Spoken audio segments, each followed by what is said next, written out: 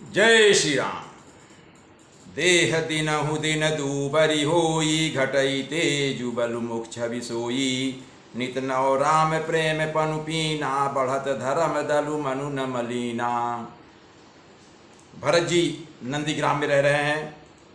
उनका शरीर दिनों दिन दुबला होता जाता है। तेज अर्थात अन्न घृत आदि से उत्पन्न होने वाला तेज घट रहा है, लेकिन बल और मुख छवि अर्थात मुख की कांति अथवा शोभा वैसी ही बनी हुई है। राम प्रेम का प्रण नित्य नया और पुष्ट होता है। धर्म का दल बढ़ता है और मन उदास नहीं है अर्थात प्रसन्न है। तो भरत जी के अंदर जो प्रकाश है, जो तेज है, जो दिव्यता है, जो भव्यता है, वो बनी हुई है। भले ही वे कृशगात हो गए हैं, पतले हो गए हैं, क्योंकि वे ठीक से भोजन नहीं कर रहे हैं। तपस्वी रूप में वे भी रह रहे हैं, जैसे भगवान राम और लक्ष्मण सीता जी रह रहे हैं। जिमि जलु निघटत शरद प्रकाशे, बिलसत बेतस बनज विकासे। समदम संयम नियम उपासा, नखत भरत ही विमल आकाशा। जैसे शरद ऋतु के प्रकाश अर्थात विकास से जल घटता है, किंतु बेंत शोभा पाते हैं और कमल विकसित होते हैं। श्रम दम संयम नियम और उपवास आज भरत जी के हृदय रूपी निर्मल आकाश के नक्षत्र अर्थात तारागण हैं। ध्रुव विश्वासु अवधिराकाशी, स्वामी सुरति सुर बीथि विकासी। राम प्रेम विधु अचल अदोषा, सहित समाज सोहनित चोखा। विश्वासी उस आकाश में ध्रुव तारा है। 14 वर्ष की अवधि का ध्यान पूर्णिमा के समान है। और स्वामी श्री रामचंद्र जी की सूरति अर्थात स्मृति आकाश गंगा जैसी प्रकाशित है। राम प्रेम ही अचल अर्थात सदा रहने वाला और कलंक रहित चंद्रमा है। वह अपने समाज अर्थात नक्षत्रों सहित नित्य सुंदर सुशोभित है। भरत रहनि समुझनि कर तूति, भगति बिरति गुण विमल विभूति। वर्णत सकल सुख विसकुचाही, शेष गणेश गिरा गमुनाही।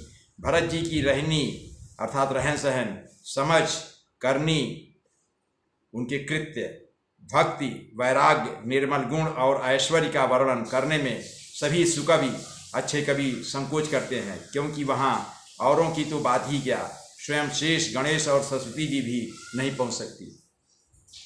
नित पूजत प्रभु पांवरी, प्रीत न हृदय समाति। मागी मागी आय सुकरत राज काज बहु भाति। भरत जी नित्य प्रति प्रत्येक दिन प्रभु की पादुकाओं का पूजन करते हैं। हृदय में प्रेम समाता नहीं। पादुकाओं से आज्ञा मांग मांग कर वे बहुत प्रकार से अर्थात सब प्रकार के राज और काज कर रहे हैं। पुलक गात ही सिय रघुबीरु, जी है नाम जप लोचन नीरू। लखन साम राम सिय कानन बसही, भरतु भवन बसी तप कनु तसही। शरीर पुलकित है, भरत जी का शरीर पुलकित है। हृदय में श्री सीता और राम जी हैं। जीभ राम और नाम जप रही है, राम नाम जप रही है अर्थात राम का नाम जप रही है। नेत्रों में प्रेम का जल भरा हुआ है। लक्ष्मण जी, श्री राम जी और सीता जी तो वन में बसते हैं, परंतु भरत जी घर ही में रहकर तप के द्वारा शरीर को कस रहे हैं अर्थात शरीर को कसौटी पर कस रहे हैं। दो उद्देश्य समुझी कहत सब लोगु, सब विधि भरत सराहन लो जोगु। सुनि व्रत नेम साधु सकुचाही, देखी दशा मुनि राज लजाही। दोनों ओर की स्थिति समझकर सब लोग कहते हैं कि भरत जी सब प्रकार से सराहने योग्य हैं। उनके व्रत और नियमों को सुनकर साधु और संत भी सकुचा जाते हैं और उनकी स्थिति देखकर मुनिराज भी लज्जित होते हैं। परम पुनीत भरत या चरणु, मधुर मंजु मुद मंगल करनु। हरन कठिन कलि कलुष कलेसु, महामोह निशिदलन दिनेशु। भरत जी का परम पवित्र आचरण अर्थात चरित्र मधुर, सुंदर और आनंद तथा मंगलों का करने वाला है। कलयुग के कठिन पापों और क्लेशों को हरने वाला है। महामोह रूपी रात्रि को नष्ट करने के लिए सूर्य के समान है। ऐसा है भरत जी का चरित्र। पाप पुंज कुंजर मिगराजु, समन सकल संताप समाजु। जन रंजन भंजन भव भारू, राम स्नेह सुधाकर सारू। पाप समूह रूपी हाथी के लिए सिंह है।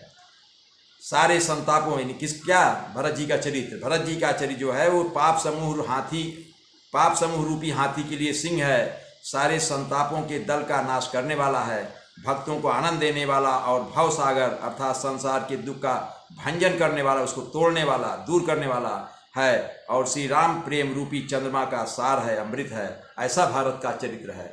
भरत की चरित्र की महिमा का बखान करना बहुत मुश्किल है।